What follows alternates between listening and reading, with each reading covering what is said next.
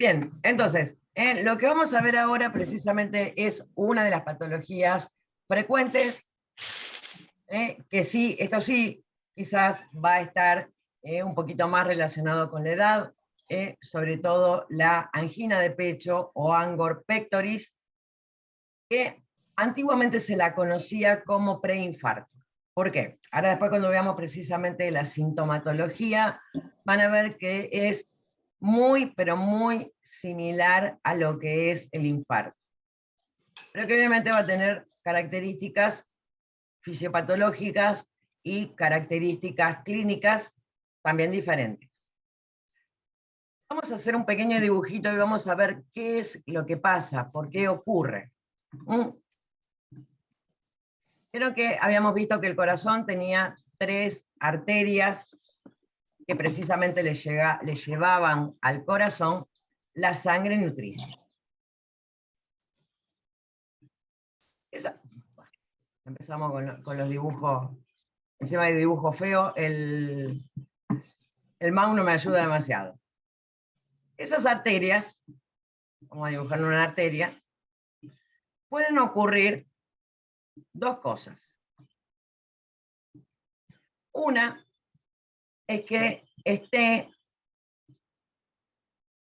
medio tapada. Y la otra es que esté tapada del todo. Y precisamente ahí va a estar la diferencia. En las dos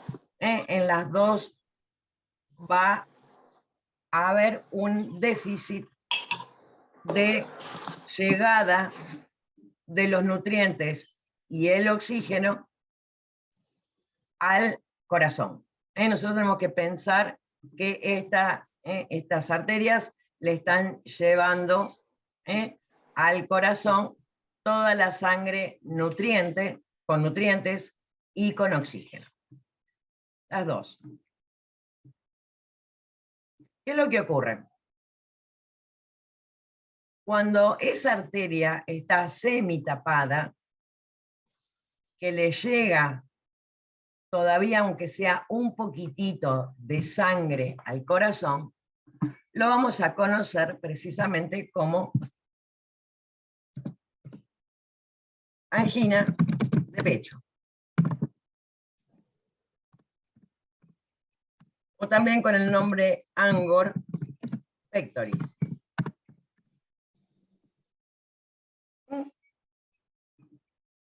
En cambio acá, cuando la arteria está totalmente tapada, o sea que al corazón, a ese pedazo del corazón, no le va a llegar absolutamente nada, pero nada de sangre. Obviamente esto es lo que se conoce como infarto agudo de miocardio, IAM, o infarto. Nosotros en la mayoría de las personas lo conocemos como infarto ahí a secas. Fíjense que esto es importante. Es importante ¿por qué? Porque acá cuando la arteria está totalmente tapada, ese pedacito del corazón no vas a recibir absolutamente nada de sangre. Por lo tanto, ese corazón, ese pedacito de corazón, se muere.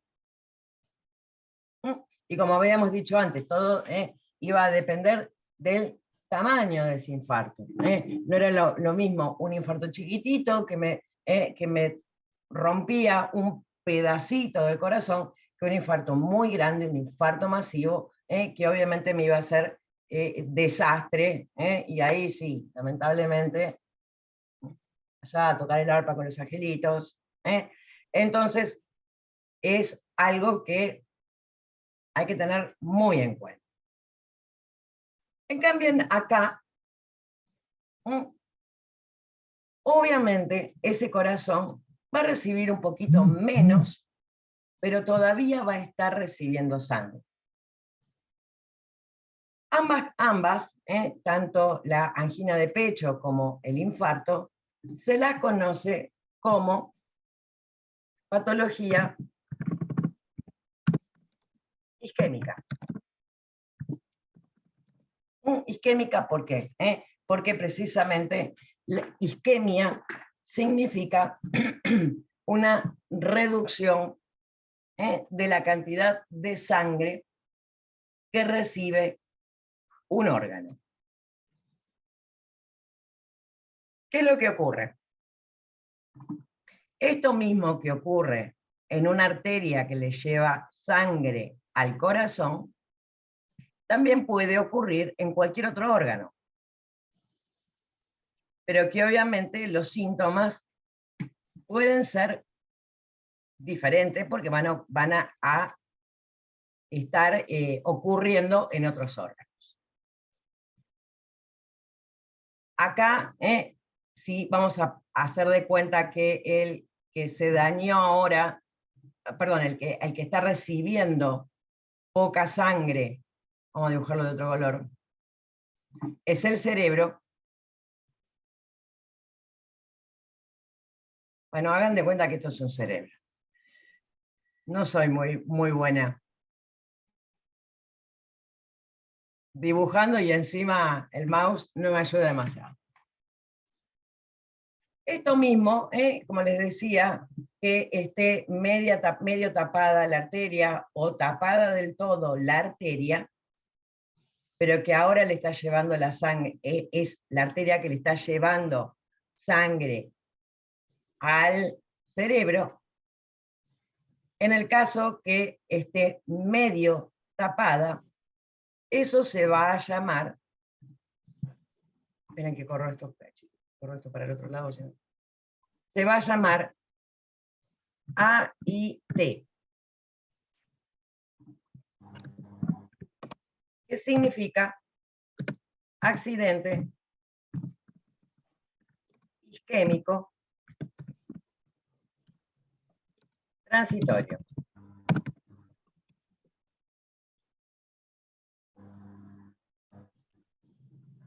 Esto de accidente isquémico, nosotros estamos hablando de que algo es isquémico cuando el órgano en cuestión está recibiendo menos cantidad de sangre.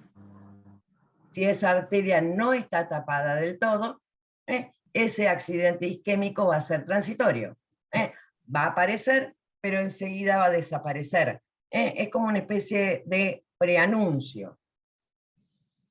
En cambio, si está tapado del todo, o sea, la arteria que me lleva la sangre al corazón se tapa del todo, precisamente acá va a ocurrir un ACV, un accidente cerebrovascular isquémico.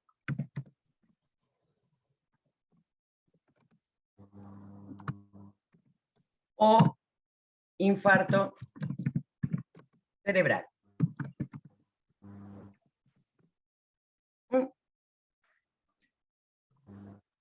Y esto va a ser dependiendo el órgano que afecte.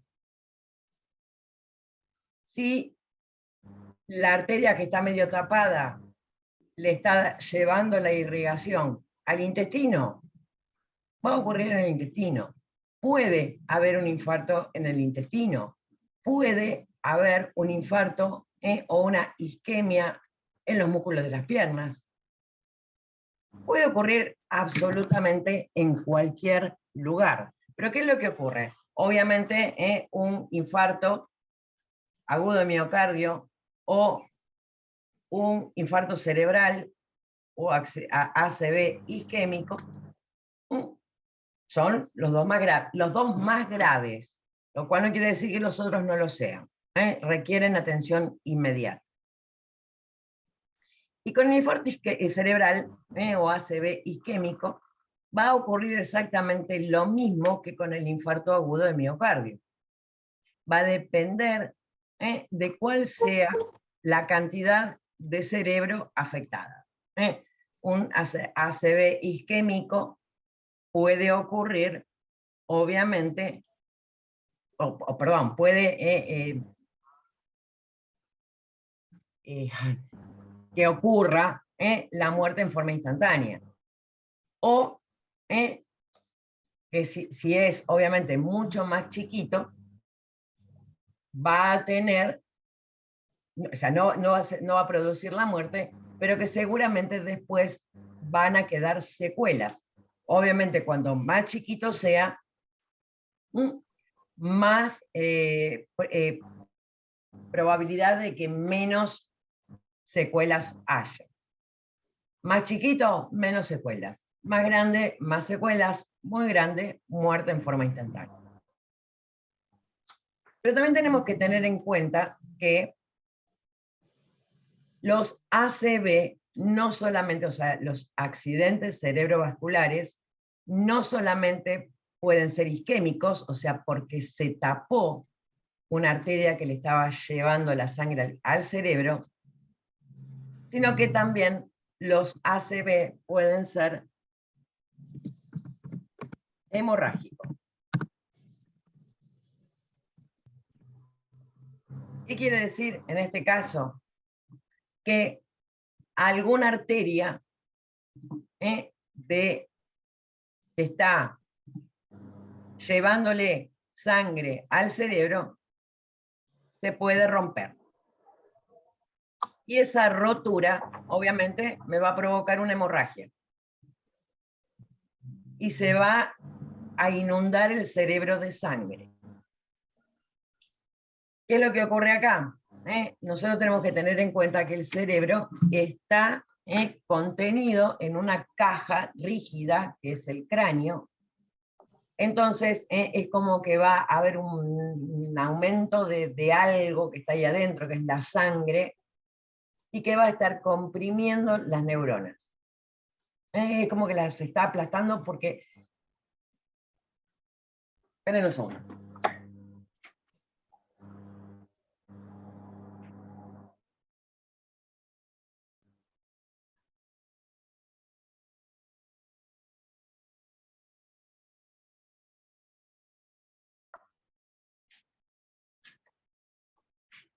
Justamente hoy estaba haciendo un almohadón, que no sé si usted me va a decir que tiene que ver el almohadón con el accidente hemorrágico. Bueno, ven, no lo puedo cerrar, porque me quedó chica la funda. Entonces, ¿qué hacía? Apretaba para meter. Y obviamente la funda, como es rígida, no se expande. Entonces, obviamente, lo de adentro se iba rompiendo. Básicamente eso. Es tan grave uno como el otro. Obviamente, en un ACV hemorrágico, al igual que el ACV isquémico, va a depender del tamaño. No es lo mismo una hemorragia chiquitita, que obviamente produjo la lesión de un grupito chiquitito de neuronas, a una hemorragia muy grande que me comprimió y me mató un montón de neuronas. Ahora, ¿por qué va a ocurrir esto? ¿Por qué puede ocurrir esto? Y acá va a depender un poco también de la edad del paciente. En un paciente mayor, en un paciente que tenga una hipertensión no controlada, después cuando veamos hipertensión vamos a ver que la sangre pasa con una mayor presión y va empujando las paredes del vaso sanguíneo, de tanto empujar, porque la sangre pasa ahí apretando, ese vaso sanguíneo se puede romper. Y ahí es donde se produce precisamente ese ACV hemorrágico. Paciente, por lo general, más grande, con una hipertensión no controlada. En cambio, pero también puede ocurrir en personas jóvenes, sin hipertensión. Y por lo general, el problema que ocurre en estas personas es que el vaso sanguíneo de esa persona nace con una debilidad y que precisamente la sangre cuando va circulando por ahí también va empujando, empujando, empujando. La pared se va debilitando y me puede formar como una especie de globito que es como que se llama aneurisma. Y es como si se inflara un globo. Vieron que cuando nosotros inflamos un globo, inflamos el globo, perdón, antes de inflar el globo, el látex del globo es gruesito, a medida que lo voy inflando, el látex es como que se va haciendo cada vez más finito, y si yo lo sigo inflando, inflando, inflando, ¿qué va a pasar? Se va a reventar. Ahí, en este caso, pasa exactamente lo mismo. ¿Cuál es el problema? Y lo triste, digamos, es que esto no se puede detectar hasta el momento que ocurre. No hay manera de saber que una persona tiene de nacimiento precisamente esa debilidad en los vasos sanguíneos del cerebro que a la larga pueden provocar este ACV hemorrágico. Y por supuesto, de la misma manera que el ACV hemorrágico por la hipertensión, dependiendo del tamaño, va a ser la consecuencia. Un ACV hemorrágico chiquito, menos consecuencias. Un ACV hemorrágico un poco más grande, obviamente mayor cantidad de secuelas. Y un ACV hemorrágico muy grande, pero igual, eso es exactamente igual. Puede causar la muerte en forma instantánea. Como ven, tanto la patología, ya sea a nivel cardiovascular o a nivel cerebral, ambos van a ser extremadamente graves porque de agravarse o de ser muy grande, incluso hasta pueden provocar la muerte en forma instantánea.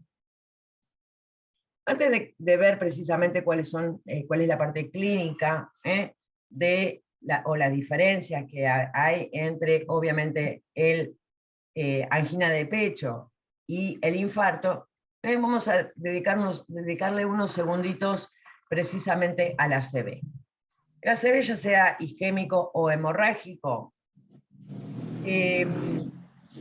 ahí ya no importa si es uno o el otro, porque los síntomas precisamente van a estar producidos por el daño neuronal. Los síntomas van a ser consecuencias del daño neuronal. Y la sintomatología va a ser muy diferente dependiendo el lugar que se haya afectado.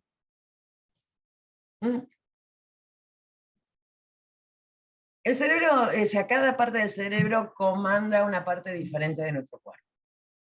Y se nota muy bien precisamente en este tipo de cosas.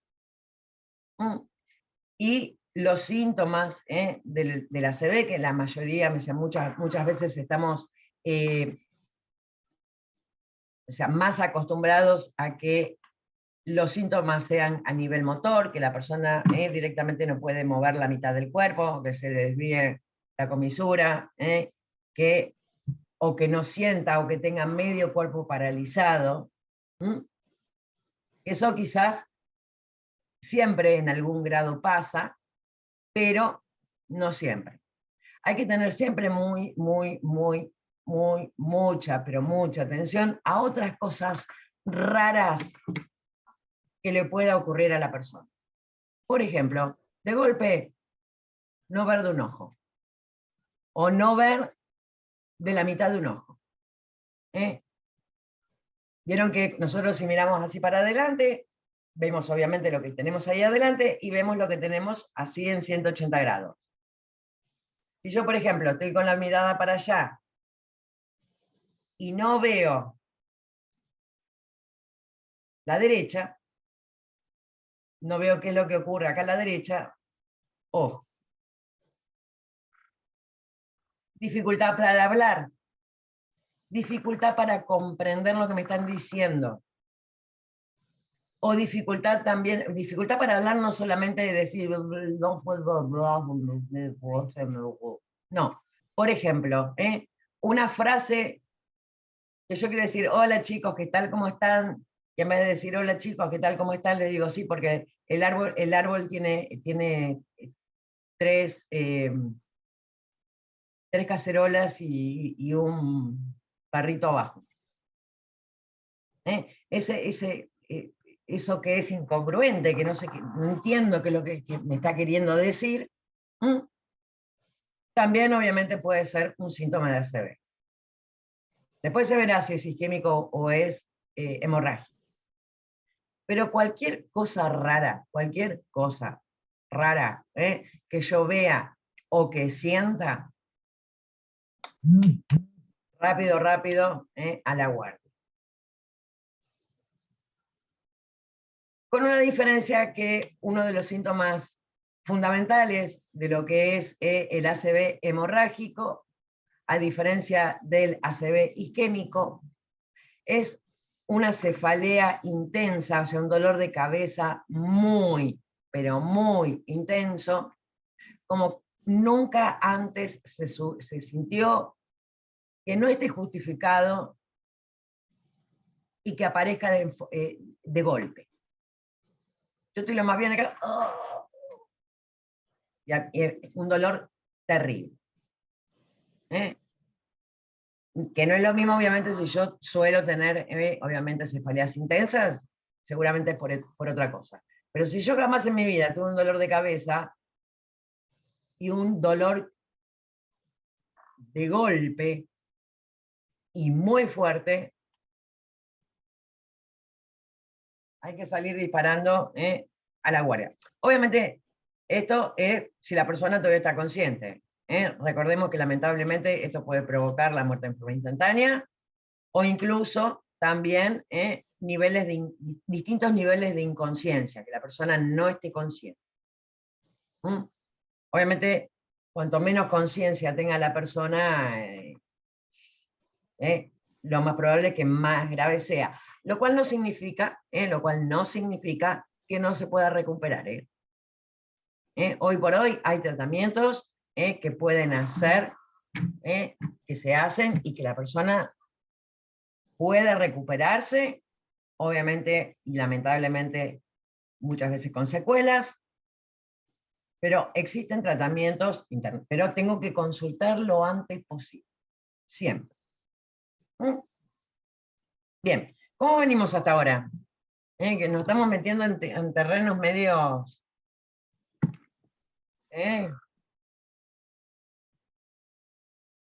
Los chicos dicen que sí, las chicas, ¿qué cuentan?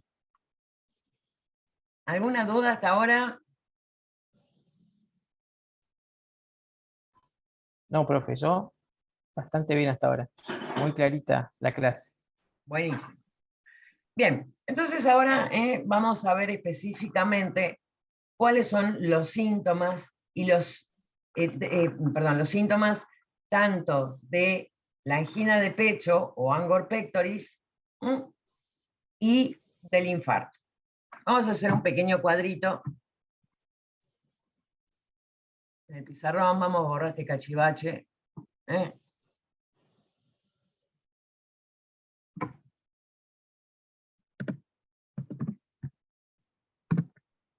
a poner así, vamos a hacerlo un poco más simple. Angor, YAM. Obviamente el primer síntoma que va a ocurrir es el dolor.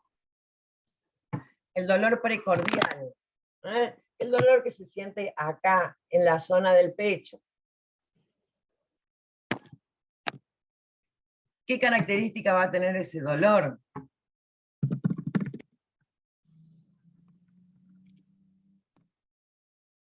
Por lo general, ese dolor va a empezar con el ejercicio.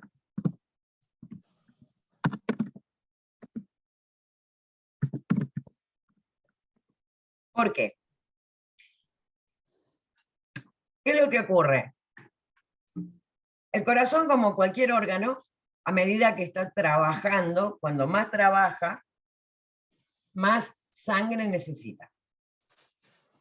Para que obviamente le llegue una mayor cantidad de oxígeno, para que le llegue una mayor cantidad de nutrientes. Pero nosotros nos tenemos que acordar, vamos a ver el dibujito de la arteria que estaba medio tapada.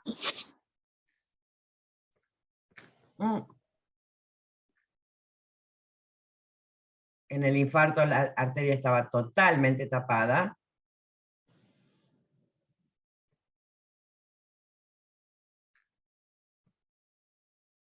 Entonces, ¿qué es lo que ocurre? Obviamente, cuando la persona está haciendo ejercicio, que necesitaría que llegue un poquito más de sangre a ese corazón, no le va a llegar, y obviamente ese corazón se va a quejar. ¿Cuál es la queja? Obviamente con el dolor. El dolor precordial que por lo general arranca con el ejercicio. Otra característica es que ese dolor se va a irradiar.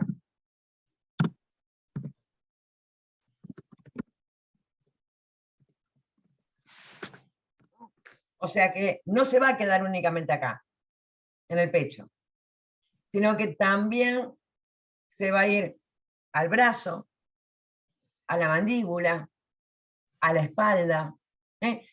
Otra de las cosas que también uno siempre relaciona es, no, el dolor del infarto o del dolor esto se te va al brazo. No, a veces también puede ir acá, a la mandíbula, también puede ir a la espalda y también puede ir al abdomen. Entonces vamos a poner así, abrazo izquierdo,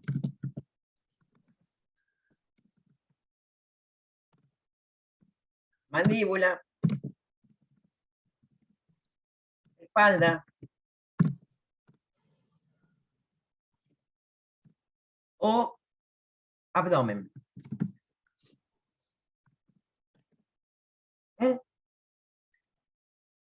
Dependiendo cuál de todas las arterias del corazón sea la que está medio tapada.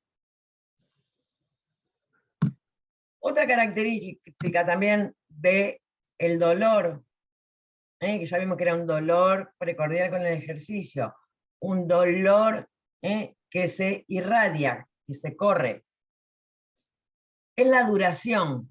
Ya me apareció el cartel. La duración, poco tiempo. ¿Por qué?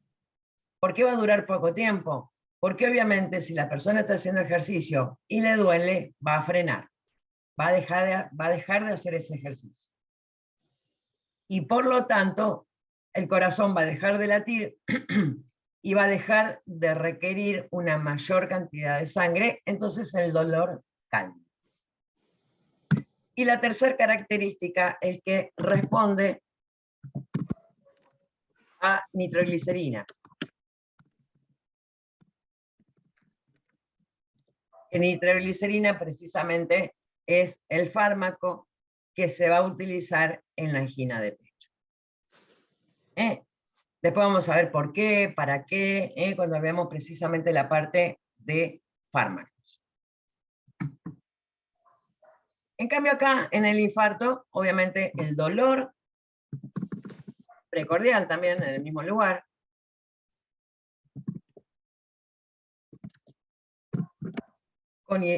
Acá, por lo general, puede ser reposo, o en actividad, obviamente.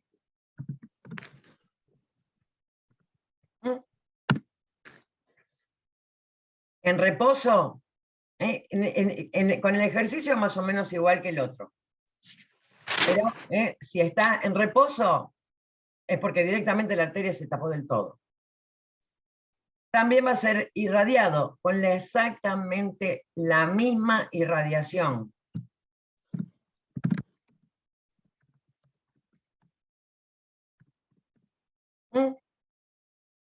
Pero acá va a durar mucho más tiempo.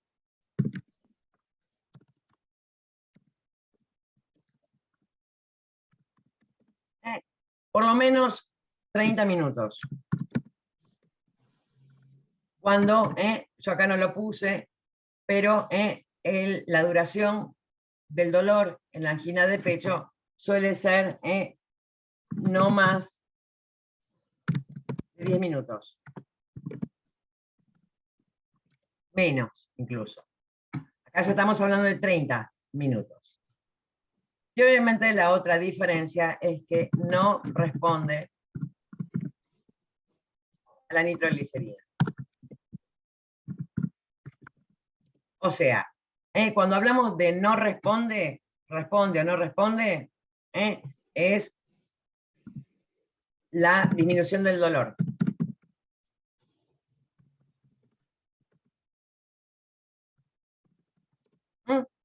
Si responde, disminuye el dolor. Si no responde, no disminuye el dolor. Bien, obviamente, el infarto, se va a tratar en internación. La angina de pecho, ante la primera vez que aparece, también se va a tratar en internación. Pero después va a tener un tratamiento, que precisamente va a ser con nitroglicerina y algún otro fármaco. En cambio, el infarto agudo de miocardio sí o sí va a ser el tratamiento va a ser en internación, y después vamos a ver que los fármacos, ya acá ya no se va a utilizar nitroglicerina, pero sí se van a utilizar otro tipo de fármacos. Fíjense que las dos me están hablando de una arteria tapada, con la diferencia de que una está tapada del todo y la otra está ahí, pero que todavía le puede llegar un poquitito de sangre al corazón. Lo mismo va a ocurrir con lo que habíamos visto antes del AIT, accidente isquémico transitorio. Los síntomas, que pueden ser cualquiera de los síntomas, van a ser, dependiendo del lugar del cerebro que haya ocurrido el accidente,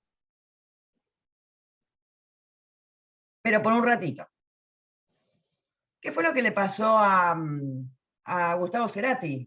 ¿Se acuerdan que antes de que le diera precisamente el ACV, que lamentablemente lo dejó postrado y que después, bueno, de muchos años que nunca recuperó nada, le causó la muerte? Bueno, previo a eso había tenido y no le dio bolilla. Triste, pero real. Y ahí tenemos un claro ejemplo, que si hubieras hecho un poquito las cosas, a lo mejor hoy seguía cantando todavía. Bien. Con respecto bueno, obviamente a lo que es la angina de pecho, antes conocida como preinfarto, esa categorización se sacó porque no significa que sea el paso previo al infarto. Un infarto incluso puede ocurrir sin que exista angina, o una angina puede nunca terminar en infarto. Por eso esa denominación se la sacó. Lo que pasa es que clínicamente son tan parecidas, pero que tienen cositas que me permite diferenciarlas, pero básicamente es el tratamiento farmacológico que va a ser totalmente diferente. Y ahí es donde está la importancia. Con respecto, obviamente, a la farmacología del ACV, la farmacología, digamos, de la persona que ya que se le dio de alta y que ya está de nuevo en su casa, obviamente ahí va a depender mucho precisamente de la secuela que haya quedado. Por lo tanto, no hay una medicación específica para que sea para todos igual. Va a depender mucho de qué parte del cerebro haya sido afectada, esa persona obviamente va a estar controlada en forma permanente por neurología, y es quien le va a hacer, obviamente, las recetas, que nosotros recibiremos, miramos la que tiene la receta, qué tal, bueno, listo, se la doy, y termina la historia. Bien. Nos quedan como 2 minutos. ¿Alguna duda? ¿Alguna, o algo que nada que ver, o sea, no que haya duda, algo que les haya llamado la atención?